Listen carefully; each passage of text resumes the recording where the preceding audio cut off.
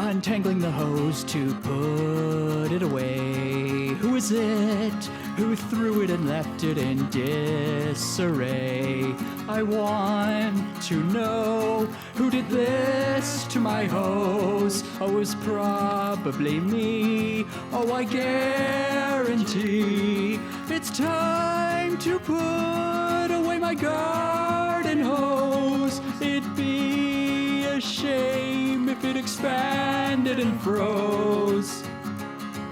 And I'm playing this footage at twice the speed, so that you don't have to watch something that runs 3:33. I've lapsed the time with the viewer in mind. I'm a bit surprised that I'm being so kind. It's time to put away my garden hose. It'd be a shame if it expanded and froze.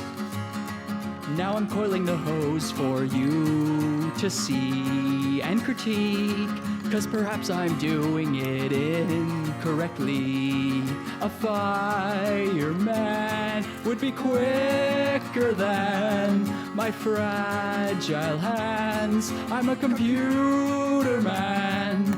It's time to put away my garden hose. It'd be a shame if it expanded and froze. It's time to put